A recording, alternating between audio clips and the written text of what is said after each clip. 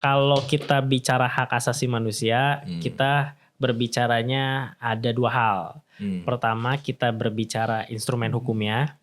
Nah, di satu sisi kita berbicara yang disebut sebagai kulturnya, kultur hak asasi manusia. Nah, Indonesia ini secara instrumen hukum udah komplit. Hampir lah, bisa dibilang hampir komplit. Nah, tapi dari segi kulturnya, dari segi kultur hak asasi manusia ini yang masih memiliki beberapa catatan. Impunitas ini kadangkala aktor utamanya kalau dia negara misalnya aktor atasnya ini yang aktor intelektualnya dia nggak tersentuh. Yang sering terkenanya dalam beberapa kasus terutama kasus pelanggaran HAM berat aktor-aktor lapangannya. Kesalahannya adalah pemerintah selalu menempatkan kritik dari masyarakat terhadap dirinya pribadi. Seharusnya gimana? Padahal kritik yang disampaikan masyarakat menempatkan dirinya kepada jabatannya sebagai jabatan publik. Bukan sebagai pribadinya. Bukan sebagai pribadi. Instrumen UU ITE itu tepatnya digunakan untuk hal yang seperti ini. Tapi kenapa malah instrumen UU ITE digunakan di kasus Septia, di kasus Haris Azhar dan Pak Luhut, terus kemudian kenapa nggak dipakai yang di sini gitu loh? Iya, ada apa? Di sini gitu. Padahal secara jelas diasosiasikan atau melibatkan salah satu orang yang penting di dalam republik ini. Kan seharusnya untuk belum tahu siapa ya? Belum tahu siapa. Seharusnya untuk mengklirkan itu diungkap dong ke publik bahwa pemiliknya ini. Si F ini siapa? Misalnya Faud misalnya gitu namanya. Misalnya Faud atau siapa gitu. Dalam konteks kementerian tadi, pertanyaannya adalah kan tadi apakah Kementerian HAM ini akan menjalankan HAM yang sebenar-benarnya atau memiliki masyarakat atau HAM yang dikonstruksikan oleh pemerintah. Nah, saya mau bilang gini, dalam konteks seperti ini yang harus kita uji adalah melihat bagaimana kemampuan dari Papiga ini dalam menuntaskan pelanggaran HAM berat.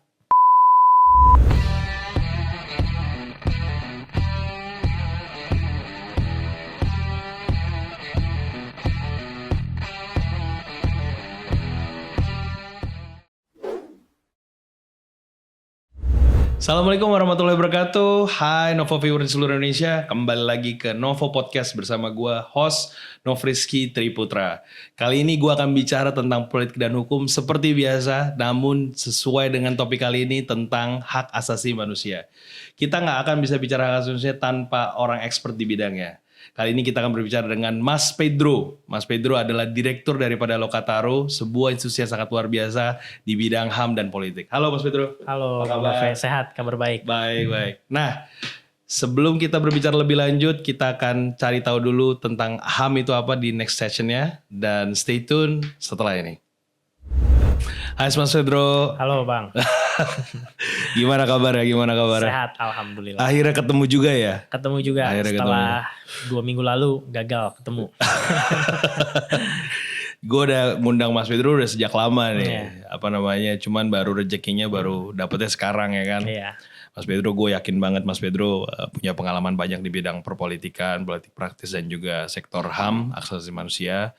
Dan kali ini gue mau ngajak Mas Pedro ngobrol-ngobrol nih. Oke, makasih juga nih udah diundang Bang. Oh, thank you lah. Di Novo Podcast. Thank you. Sama-sama. Semoga kita bisa ngobrol banyak nih, yang lebih dalam, lebih serius. Nah, Mas Pedro, jadi topiknya kan udah tahu juga ya tentang politik dan hukum. Cuman gue mau lebih mengarah ke yang lebih spesifik tentang HAM-nya nih. Oke. Nah, dari Mas Pedro, perspektif Mas Pedro ya. Gimana sih HAM di Indonesia saat ini gitu loh. Di 2025 tuh HAM tuh kayak gimana? Khususnya misalnya sebelum atau setelah pemerintahan Pak Jokowi atau bahkan saat pemerintahan ini di Prabowo Gibran. Gimana menurut Mas Pedro? Oke, ini awal-awal langsung dalam nih pertanyaan. Gak apa-apa, makin dalam makin seru. Iya. Jadi gini, kalau kita bicara hak asasi manusia, kita berbicaranya ada dua hal. Pertama, kita berbicara instrumen hukumnya. Instrumen hukum ini baik yang internasional, nasional, regional, dan seterusnya. Nah, di satu sisi kita berbicara yang disebut sebagai kulturnya, kultur hak asasi manusia. Nah, Indonesia ini secara instrumen hukum udah komplit. Hampir lah, bisa dibilang hampir komplit. Hampir sempurna lah. Hampir sempurna soal hak asasi manusia. Tapi ngomongin instrumen hukum ya? Instrumen hukum. Okay. Maksudnya secara dasar konstitusi, Undang-Undang Dasar 1945 udah ngatur tuh beberapa hak tuh. Baik yang sipil politik maupun yang ekonomi, sosial, dan budaya. Okay. Kebebasan berpendapat, berbicara, dan seterusnya. Terus turunannya ada Undang-Undang HAM, Undang-Undang menyampaikan pendapat, dan seterusnya. Itu lengkap semua. Lengkap, hampir lengkap. Memang masih ada catatan dalam beberapa hal, tapi setidaknya sebagai satu negara, dia udah mau mengadopsi lah atau udah mau mengimplementasikan nilai-nilai HAM itu. Nah, di sektor internasionalnya banyak juga udah diratifikasi nih dari ICCPR dan lain-lain udah diratifikasi sama Indonesia. Nah, dari sisi institusinya udah juga banyak, ada Komnas HAM kita tahu kan. Ada lengkap lah ya. LPSK lengkap. Bahkan kemarin ada pemerintahan kementerian baru ya, iya, Kementerian HAM ya. Di pemerintahan Prabowo ini ada Menteri Hak Asasi Manusia, Pak Natelius Pigai ya. Iya. Nah, jadi secara institusi, secara hukum dia sudah lengkap, hampir lengkap dengan beberapa catatan. Nah, tapi dari segi kulturnya, dari segi kultur hak asasi manusia ini yang masih memiliki beberapa catatan. Kultur ini dia baik dari misalnya aktor state, aktor negara, aparat penegak hukum, polisi, jaksa, tentara, dan lainnya, dan juga dari kultur di masyarakatnya. Nah, dua hal ini yang masih memiliki catatan. Catatannya apa tuh? Nah, catatannya misalnya kalau dari segi aktor negara ya, dia masih melanggengkan atau menjalankan yang disebut sebagai namanya impunitas. Apa tuh impunitas? Jadi impunitas itu kejahatan atau sebuah tindak pidana yang digugurkan sanksi pidananya atau sanksi hukumnya, tapi digantikan oleh hal yang lain gitu. Misalnya hanya cukup dengan permintaan maaf. Cukup hanya penggantian ganti rugi, tapi pelakunya nggak dihukum secara maksimal gitu. Seperti artinya saya contohkan sedikit seperti konsep restoratif justice misalnya. Iya. Misalnya ya. Iya misalnya. Nah, cuma yang jadi catatannya adalah impunitas ini kadangkala aktor utamanya kalau dia negara misalnya aktor atasnya ini yang aktor intelektualnya dia nggak tersentuh. Yang sering terkenanya dalam beberapa kasus, terutama kasus pelanggaran HAM berat, aktor-aktor lapangannya. Dan aktor lapangannya pun ini sanksinya nggak sesuai atau nggak maksimal gitu. Jadi gue bisa ngomong dong sebenarnya penerapan hukum atas perbuatan HAM, bagaimana tentang penegakan hukum atas HAM di Indonesia belum berlaku, artinya belum maksimal sebagaimana sepenuhnya. Iya betul, belum maksimal secara sepenuhnya. Dari segi penegakan tadi, bahkan mungkin di tahapan kayak penyidikan, penyelidikannya juga masih banyak catatan gitu. Nah, dan selain itu yang juga menjadi penekanannya adalah dari segi, jadi kita punya baru-baru ini, kita punya penyelesaian pelanggaran HAM itu ada yang yudisial dan non-yudisial. Yudisial dan non-yudisial, Nah, jadi yudisial itu artinya tadi dia melalui persidangan, pengadilan HAM ad hoc, jadi dia lewat pengadilan. Nah, kalau non yudisial dia perdamaian itu di luar jalur restoratif justice lah. Ya. Nah, harusnya dua hal ini dijalankan secara berbarengan, bersamaan. Jadi pidananya jalan supaya pelakunya ini dihukum sebagaimana mestinya. Nah, juga kemudian korbannya mendapatkan penggantian kerugian lewat non yudisial ini. Sebenarnya konsepnya kan ya artinya permintaan maaf itu tidak berarti mengganti pidana yang dilakukan. Jadi jangan sampai lu gara-gara cuma minta maaf doang lalu habis itu lu nggak dihukum. Semua orang juga bisa minta maaf. Cuman kalau karena permintaan maaf itu lu jadi nggak dihukum, hukum jadi nggak bekerja, ya tiap melakukan kejahatan minta maaf aja. Itu kan jadi kayak solusi gampang lu berbuat aja gampang-gampang besoknya habis itu lu minta maaf aja. Selesai urusan kan gitu kan. Nah, gue sedikit tarik bahwa idea bahwa pemerintah kepentingan HAM di Indonesia ini masih perlu diperbaiki dan perlu ditingkatkan lebih baik lagi. Nah, dari konteks tersebut sebenarnya menurut Mas Pedro nih, kepentingan HAM ini kan aspeknya banyak sekali ya. Dari ada sudut pandang keadilan, dari sudut pandang penerapan hukum, dari sudut pandang kontekstual kulturnya juga. Kepentingan HAM yang terjadi di Indonesia dihubungkan juga seringkali misalnya terkait dengan kultur daripada masyarakatnya sendiri. Gimana sih cara nyelesain perdebatan atau pertikaian di masyarakat Betawi dengan di masyarakat Papua itu kan dua hal yang sangat berbeda gitu loh. Nah, aspek HAM ini juga harus dijadikan tolak ukur tersendiri. Nah, di satu sisi kepentingan HAM ini kan sangat penting terkait dengan bagaimana pemerintah melakukan kebijakannya. Artinya dari sisi kepentingan HAM ini, apakah yang Mas Pedro pahami ya, pemerintah itu mensupport terkait dengan penerapan HAM di Indonesia? Apa sebaliknya menurut Mas Pedro? Atau support nih tapi hanya yang bagian tertentunya saja, yang tertentu lainnya seperti kita belum bisa support saat ini. Nah, saya nggak tahu nih. Menurut Mas Pedro gimana? Oke. Jadi menarik nih pertanyaannya Bang Nove. Jadi kayaknya Bang Nove selain jadi advokat cocok jadi host nih.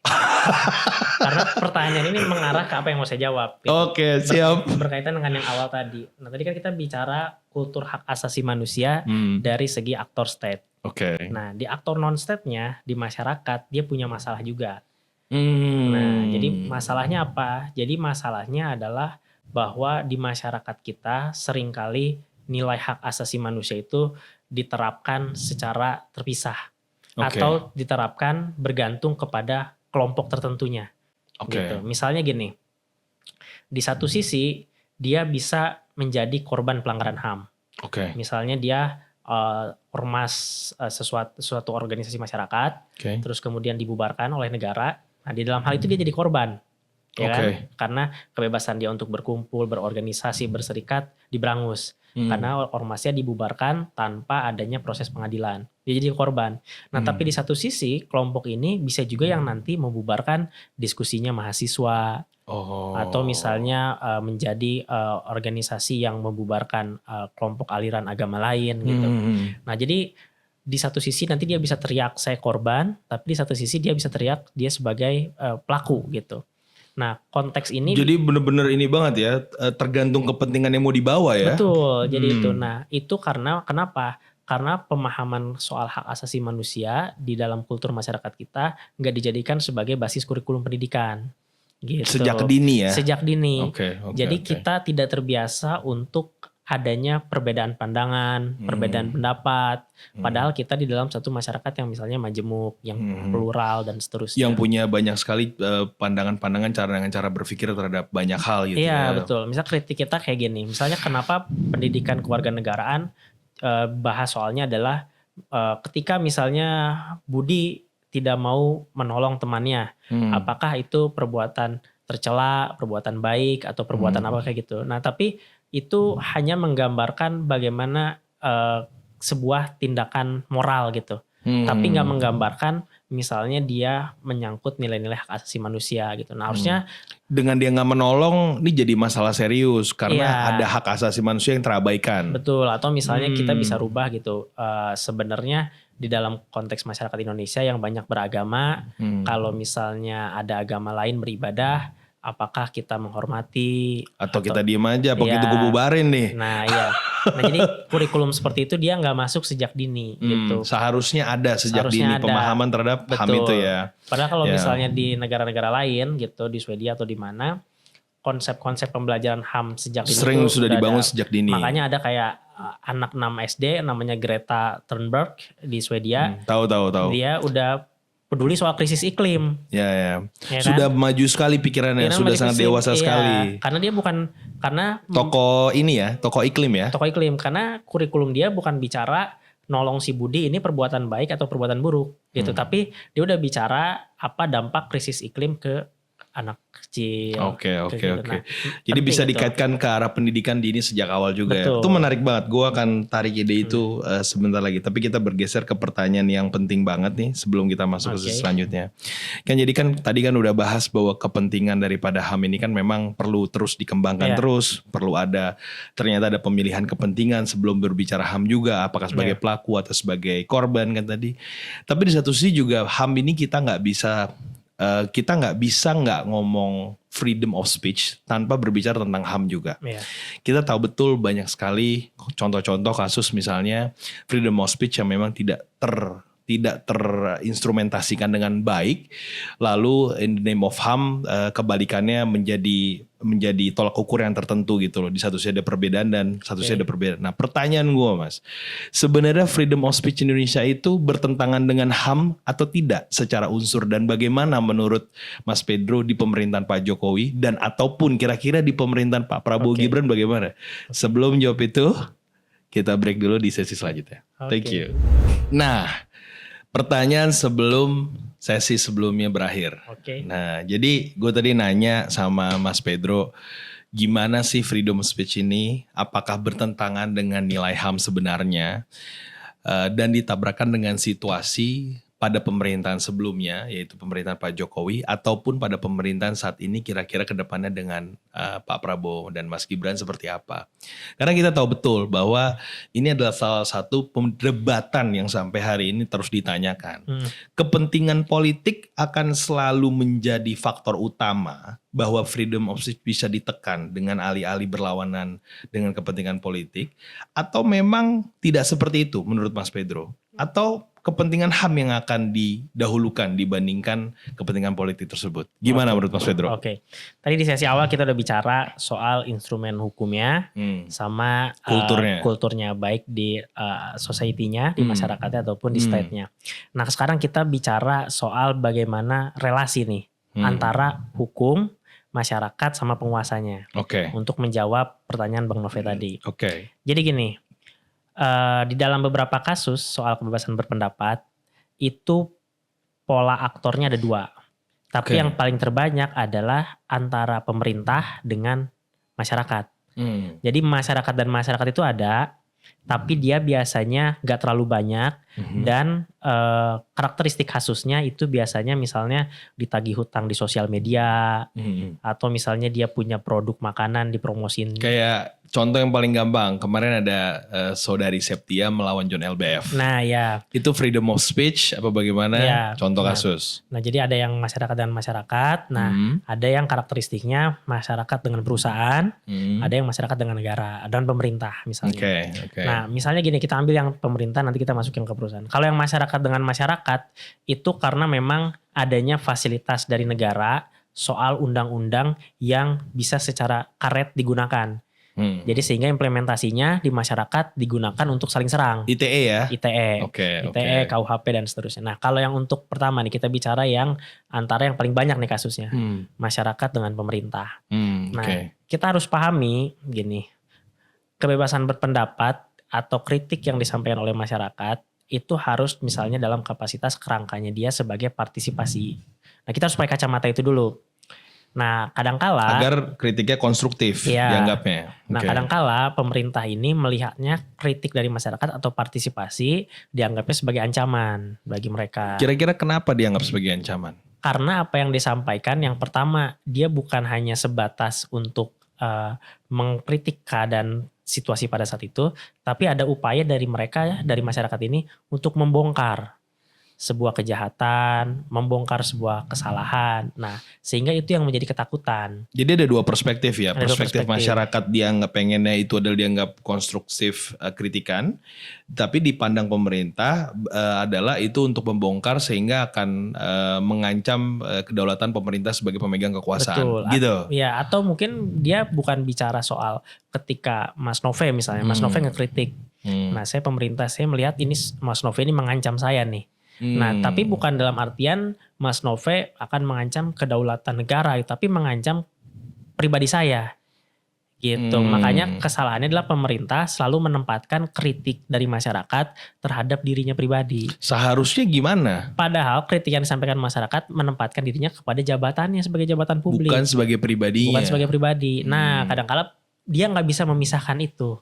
Gitu. Makanya bukan kadang-kala, mungkin sering kali ya. Sering kali ya. Misalnya dalam beberapa kasus kita lihat kalau dalam beberapa kasus kita pelajari misalnya BAP-nya atau keterangannya, selalu saya merasa tersinggung gitu. Saya merasa tersinggung atau saya mengkritik seperti itu. Iya, misalnya dalam kasus Pak Luhut misalnya. Dalam kasus Pak Luhut lawan Bang Haris Azhar. Iya. Pak Luhut bilang gitu, saya merasa tersinggung, terus saya merasa malu dengan cucu saya gitu karena disebut ABCD lah gitu. Nah pertanyaannya kan padahal kritik yang disampaikan oleh Haris Azhar dan Fathia atau oleh 9 organisasi ini terkait dengan bukan dengan konteks sebagai pribadi dia, tapi sebagai dia pemangku jabatan yang berpotensi, sekali lagi berpotensi untuk kewenangannya disalahgunakan gitu. Oke, gue tangkap sedikit dulu nih, konsep daripada konstruktif HAM yang memang dibangun dalam perspektif freedom of speech yang tadi kita udah bahas. Bahwa ternyata kenapa ini menjadi perdebatan terus menerus hingga sampai saat ini, karena ada dua perspektif yang terbangun. Yang satu menganggap itu adalah konstruktif, ada kritikan dia sebagai jabatan, yang satu lagi adalah sebagai pribadi. Nah, tapi pertanyaan yang pengen gue tanyakan adalah ketika seorang menjabat dalam posisi tertentu, maka bukan berarti dia tidak bisa artinya sebagai pribadi dan sebagai pejabat dia harus mengambil sikap yang benar-benar harus inline. Dalam artian sebagai seorang pejabat dan sebagai pribadi itu kan terkadang nggak bisa dipisahin juga. Betul. Antara contoh kita sebagai misalnya Pak Prabowo dengan sebagai pribadi dengan Pak Prabowo sebagai presiden, kan gitu kan? Karena nggak bisa dipisahkan juga. Nah, apakah itu yang menjadi tolak ukur daripada pejabat saat ini menganggap bahwa gue nggak bisa dipisahin dong, gue kan menteri, gue juga sebagai pribadi juga, gue sebagai ayah keluarga juga. Apakah memang itu menjadi memang begitu apa adanya, atau sebenarnya menurut Mas Pedro, gue melihatnya apakah ada potensi kepentingan politik yang lebih besar dalam artian tadi sebenarnya yang dilihat itu bukan dalam konteks pribadi dia sebagai pemangku jabatan, tapi kalau ini terjawab maka ada kepentingan politik lebih besar yang mungkin terancam akibat pembahasan konstruktif daripada kritikan tersebut. Menurut Mas Pedro gimana? Iya, jadi gini, misalnya gini, Mas Nove menjabat sebagai Kementerian Pemuda dan Olahraga misalnya. Nah, ketika yang saya sampaikan, saya sebagai warga saya gantiin Pak Dito. Abidin dulu aja deh. Saya kritik ke Mas Nove. Saya bilang misalnya ini kenapa sengketa olahraga di Indonesia itu ada mafianya gitu. Apakah kementerian terlibat di situ dalam sengketa ini menjadi mafia gitu. Nanya nih kan. Ya. Atau misalnya saya mengungkap ada keterlibatan Mas Nove di dalam sengketa PSSI misalnya. Nah, itu kan saya mengkritik Mas Nove dalam kapasitas Mas Nove sebagai menteri. Nah, tapi beda hal kalau misalnya saya bilang ini Mas Nove ini berumah tangga nggak bener, dia istrinya 5, dia menelantarkan istrinya dan seterusnya. Nah, itu kan saya sampaikan itu kritik pribadi gitu. Nah, di dalam satu negara demokrasi gitu, yang tidak diperbolehkan yang seperti tadi gitu. Misalnya tuh saya bilang Mas Nove ini nggak nikah, nggak laku-laku gitu. Nah, itu yang disebut sebagai pencemaran nama baik gitu. Itu yang disebut sebagai penghinaan dan seterusnya. Nah, tapi kalau saya mengkritik jabatan Mas Nove sebagai pejabat publik, maka dia harus dapat menerimanya dan melekat itu jabatan publiknya gitu. Jadi lu harus pisahkan bener-bener ya. Iya, menurut Mas Pedro tuh lu harus pisahkan bener-bener antara lu sebagai pribadi dan lu sebagai pemangku jabatan. Betul, kan gitu kan. Iya. Okay. Karena kenapa? Karena ketika kita jadi pejabat publik gitu, maka kita harus tampil secara maksimal atau harus tampil secara tanpa adanya kritik gitu. Artinya kita datang sebagai pejabat publik, artinya kita udah sempurna gitu. Maka harus sempurna gitu. Padahal gak sempurna kan. Padahal gak sempurna. Okay. Tapi yang kita harus, karena kita jadi pejabat publik gitu, pasti semua hal yang kita terlihat akan dikomentari. Gitu. Kalau misalnya Mas Nove jadi pejabat publik gak bisa tuh pakai jam mewah, ya kan? Nggak boleh yang terlalu mentereng. Iya. Karena dia jadi akan jadi sorotan publik gitu. Ada image publik sebagai pejabat yang harus dia jaga. Iya, gitu betul. Dan dia menikmati semua fasilitas yang diberikan negara. Bahkan misalnya ketika dia tidur sekalipun, misalnya dia tetap diberikan ajudan, tetap dikawal rumahnya gitu. Artinya kan ada kepentingan publik di situ. Nah, maka dalam hal itu kalau publik melakukan kritik terhadap jabatannya dia sah gitu. Tapi harus dilihat sebagai konstruksi kritik yang konstruktif ya, mau tidak mau ya. Betul. Tapi batasannya di Indonesia ini, kalau misalnya, jadi ada dua pemahaman. Kalau di luar negeri itu bahkan memaki pejabat publik pun gak apa-apa. Yang paling batasannya itu tidak boleh tangan Anda menyentuh hidung saya. Atau menyentuh fisik. Ya, kalau di negara-negara yang liberal seperti itu, kebebasan berpendapat diadopsinya seperti itu. Jadi pejabat publik itu dimaki-maki kasar, boleh-boleh aja. Tapi jangan sampai si tangan ini menyentuh fisiknya. Nah, tapi di Indonesia dengan adanya karakteristik Pancasila, terus masyarakat kita yang lebih lebih downgrade lah ibaratnya, lebih ketimuran dan seterusnya, maka dia beberapa pandangan hakim dia melihatnya kritik kepada pejabat publik itu sah selama kritik yang dilakukannya adalah terhadap jabatan publik ya, bukan terhadap pribadinya. Oke, Mas Pedro, itu jawaban yang menurut gue sangat konstruktif sekali. Dan di satu sisi juga kalau misalnya seorang pejabat itu memang harus melihat posisi dia sebagai pejabat publik dan bukan hanya sebagai pribadi. Jadi dia harus bisa memainkan peranan tersebut. Tapi kita tahu betul bahwa di Indonesia ini secara faktual ada beberapa konteks contoh-contoh kasus freedom of speech yang memang akhirnya terbenam juga akibat dianggap tidak bisa menjaga lisannya terhadap pejabat-pejabat publik ini. Pertanyaan gue selanjutnya sebelum kita masuk ke sesi berikutnya ya, pertanyaan menurut gue paling menggelitik adalah, jadi kita tahu betul bahwa ada satu kritikan serius di zaman Pak Jokowi terhadap presiden kita saat ini yang dilakukan oleh akun Twitter F. Yang mana itu sangat serius sekali menyerang Pak Prabowo. Tapi di satu sisi kita tabrakan dengan kontekstual daripada yang akun ini pemiliknya belum tahu siapa. Yang kita kontekstual dalam konteks HAM. Apakah itu bertabrakan? Kan tadi Mas kita bilang ini kan seakan bertabrakan. Di satu sisi kritik, yang satu sisi freedom of speech dan konteks HAM.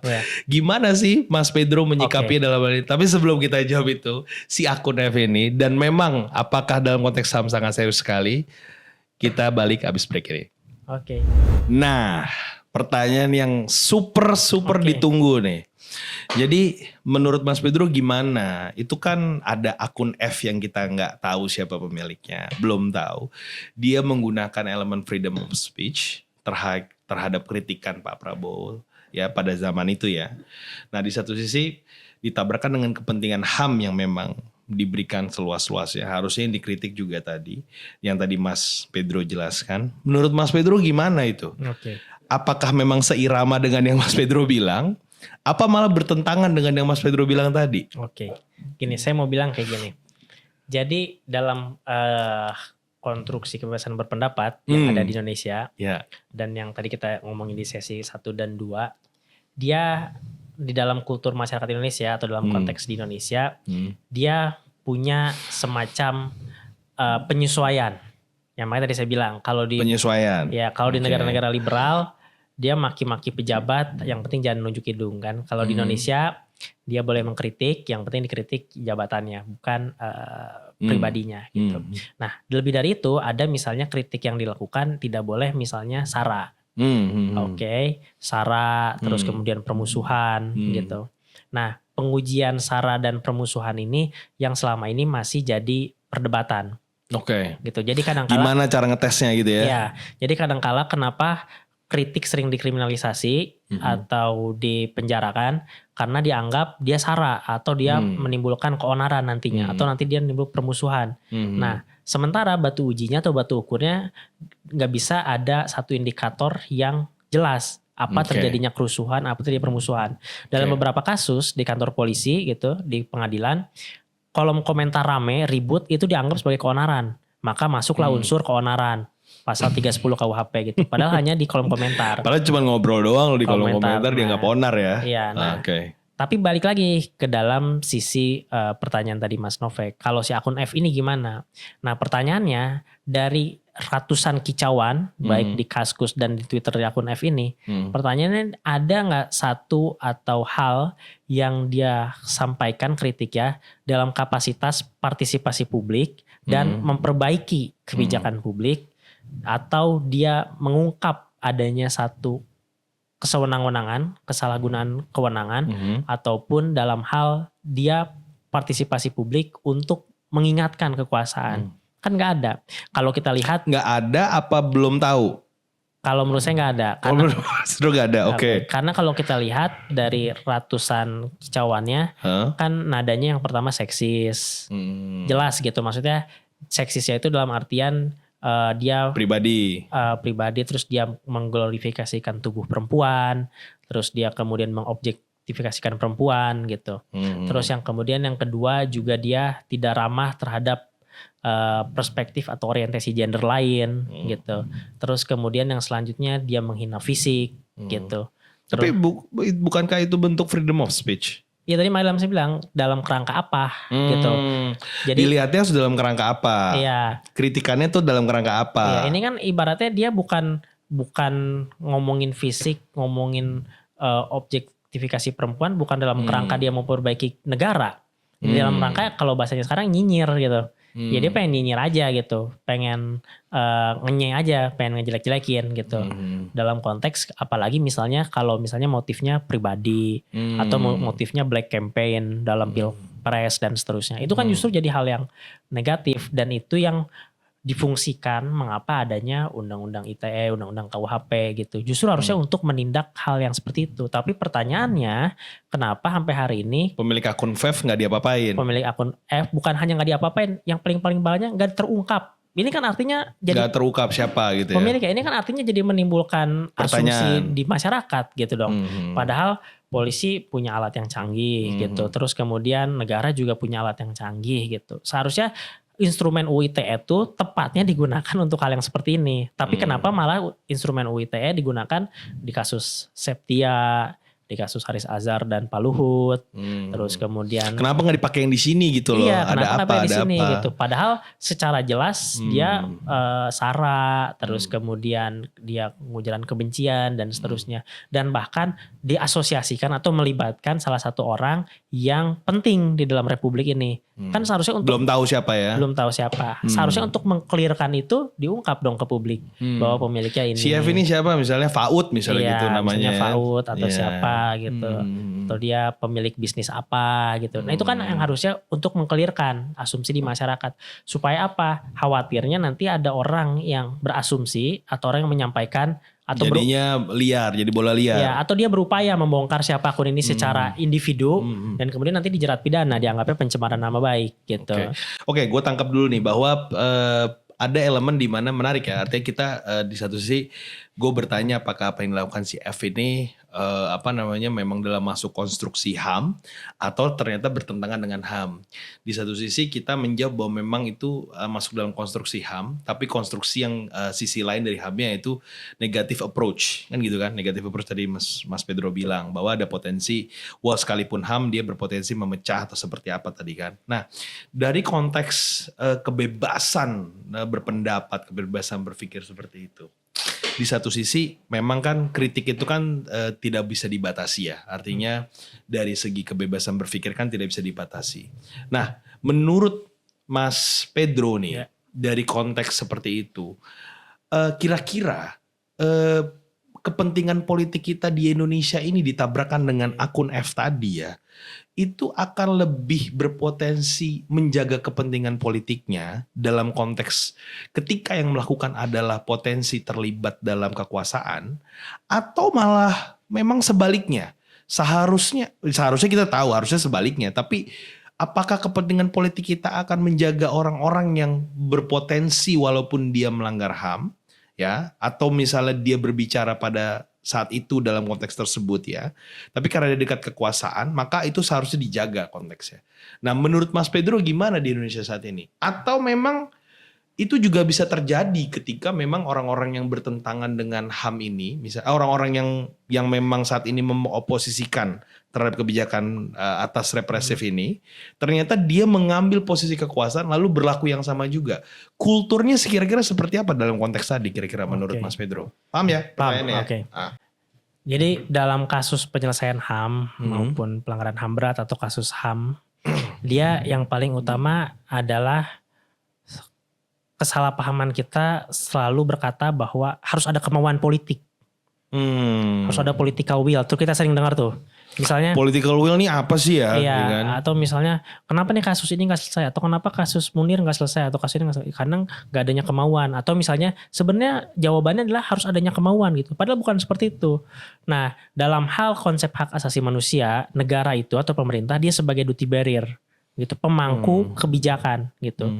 Pemangku kewajiban juga gitu. Nah jadi tanpa perlu ada political atau will, secara melekat dia harusnya mengadopsi atau melakukan tindakan itu. Political will itu yang sebenarnya menjadi pertanyaan besar. Ada apa nggak ada untuk mengurus terhadap kasus tersebut? Iya, nah sebenarnya tanpa harus adanya itu, secara konsep hak asasi manusia dan konsep bernegara, negara itu pemerintah sebagai duty barrier. Jadi dia mau nggak mau dia pedulinya sama isu apa gitu, misalnya isu kayak ekonomi. isu pagar laut yang lagi rame nih saat ini. Political will-nya ada apa nggak ada untuk mengungkap hal tersebut? Iya, harusnya secara otomatis dia sebagai pemangku kewajiban gitu, dia langsung melakukan sebuah tindakan-tindakan pemenuhan, penghormatan, penegakan hak asasi manusia gitu. Nah, dalam konsep kita salahnya seperti itu. Jadi seolah HAM ini saya selesaikan kalau ada tekanan dari masyarakat. HAM ini saya selesaikan kalau misalnya ada lobby-lobby yang dilakukan kepada saya gitu. Atau saya melakukan kalau belum ada itu nggak gue selesaikan lah. Iya. Atau saya melakukan ini kalau misalnya ada objek nilai politiknya dan seterusnya gitu. Nah, padahal seharusnya tanpa adanya tekanan ada political seperti itu, melekat sebagai pemerintah itu ada duty barrier, dia pemangku kewajiban gitu untuk karena memang seharusnya yang pemerintah lakukan seperti itu ya. Selalu seperti itu gitu. Nah, kita juga tahu bahwa saat ini Kementerian HAM itu baru diciptakan saat ini, yang mana memang terfokus kepada kementerian kebutuhan HAM di Indonesia. Dan Pak Natalius Pigai adalah salah satu aktor pelindung HAM yang memang sudah sangat lama di bidangnya. Tapi yang pertanyaan yang terakhir nih sebelum kita akhiri itu, menurut Mas Pedro, Kementerian HAM itu dalam konteks kepentingan politiknya akan mengedepankan konteks politik HAM yang dalam artian sebenar-benarnya, atau hanya akan menjalankan kepentingan HAM yang diinginkan pemerintah? Menurut Mas Pedro gimana? Nah, ini menarik nih. Selalu dalam satu rezim atau dalam satu pemahaman, dia punya dua kutub pandangan HAM yang berbeda. Misalnya gini. Di dalam pemahaman, di dalam konsep hak asasi manusia secara universal gitu, dalam studi-studinya menekankan bahwa masyarakat itu punya hak asasi manusia gitu. Nah, tapi ketika Orde Baru ditanamkan ada namanya masyarakat ini punya kewajiban hak asasi manusia. Kalau kita kenal bukan hak tapi kewajiban hak. Jadi dia punya hak tapi dia punya kewajiban juga gitu. Nah, itu padahal paradigma yang dibentuk oleh Orde Baru gitu. Padahal yang punya kewajiban hanya negara gitu. Kita yang punya hak. Kita punya hak. Nah, ketika kita mengimplementasikan hak kita, otomatis secara tidak langsung kita akan melakukan kewajiban juga. Tapi nggak usah disebut itu sebagai kewajiban. Karena misalnya hak saya kebebasan berpendapat. Tapi hak saya juga Mas Nove, kewajiban saya. Iya, Mas Nove punya hak kebebasan pendapat. Maka saya punya kewajiban untuk menghormati Mas Nove kan. Karena sama-sama punya hak kebebasan pendapat kan secara otomatis. Nah, sementara di dalam perspektif Orde Baru ditanamkan bahwa bukan hanya negara, kalian juga punya kewajiban asasi manusia kayak gitu-gitu. Itu kementerian gimana? Nah, itu untuk mereduksi hak asasi manusia. Nah, dalam konteks kementerian tadi, pertanyaannya adalah kan tadi, apakah Kementerian HAM ini akan menjalankan HAM yang sebenar-benarnya atau memiliki masyarakat, atau HAM yang dikonstruksikan oleh pemerintah. Nah, saya mau bilang gini, dalam konteks seperti ini yang harus kita uji adalah melihat bagaimana kemampuan dari Pak Pigai ini dalam menuntaskan pelanggaran HAM berat. Nah, itu kan jadi titik indikatornya nih. Dalam satu sisi mungkin Pak Pigai dia bisa mengkonstruksikan HAM yang diinginkan negara gitu. Tapi HAM yang diinginkan negara ini bukan tentu buruk. Misalnya gini, negara pingin punya perspektif HAM dalam konteks olahraga. Jadi kalau di negara-negara luar, Bang Nove, dia bicara HAM-nya nggak udah selesai tuh, udah masalah kebebasan berpendapat tuh udah selesai. Lu mau kritik pemerintah silakan, bodo amat gitu, udah selesai. Nah, di kita kan masih ribut di situ. Nah, di luar itu udah bicara HAM dalam olahraga, HAM dalam nggak boleh rasis nih dalam olahraga. Iya, gitu. nggak boleh rasis, terus bahkan sampai maksudnya produk olahraga tuh harus ramah lingkungan kayak gitu-gitu. Terus bicara juga misalnya sudah implementasi HAM dalam industri-industri yang spesifik gitu ya. Misalnya udah bicara juga HAM lingkungan dan seterusnya, hewan, bahkan hak asasi hewan diperhatikan. Nah, kalau pemahaman negara soal HAM yang diinginkan negara seperti itu dimaksud seperti itu kan jadi bagus-bagus aja gitu. Nah, tapi kalau kita membaca, semoga selalu seperti itu ya. Tapi kalau kita baca Kementerian HAM-nya, kalau tadi dari pertanyaan Bang Nove, ya kita membacanya kita lihat gimana Pak Pigai berkomentar. Kan selama ini belum ada nih yang baru berkomentar itu menjalankan penegakan hukum atas pelanggaran-pelanggaran HAM. Iya, kalau yang udah komentar itu Pak Yusril doang. Ya, Pak Pigai belum komentar nih. Soal terutama bukan pelanggaran HAM berat. Karena melibatkan diduga beberapa studi bilang bosnya Pak Pigai nih, Pak Presiden nih. Tapi masih dalam tanda tanya besar, apakah itu betul bagaimana kan? Nah, maksud saya gini, kita lihat dari hal itunya. Komentar Papi G apa nih soal itu? Kan belum komentar nih. Nah kalau Papi G udah komentar, udah ngomong, nah berarti nanti kita tunggu komentar Papi G. Iya, terlihat tuh arahnya tuh. Papi G menerapkan HAM yang universal. Bagaimana atau konstruksi yang diharapkan oleh pemerintah. Atau konstruksi dari pemerintah. Oke. Gitu. Saya yakin pembicaraan ini akan menjadi bermanfaat buat teman-teman semua, khususnya para Novo viewers yang sudah menonton. Suatu pembicaraan sangat luar biasa bersama Mas Pedro. Dan kepada Bapak Natalius Piga, ditunggu gebrakannya dan jawabannya di Kementerian HAM. Dan last not but least, saya selalu menyampaikan bahwa politik itu seperti air, tergantung dari mana dia berada dan siapa yang menemukannya. Speak up, lantanglah, tapi dengan cara yang baik. Oke, see you soon in next episode, Novo viewers.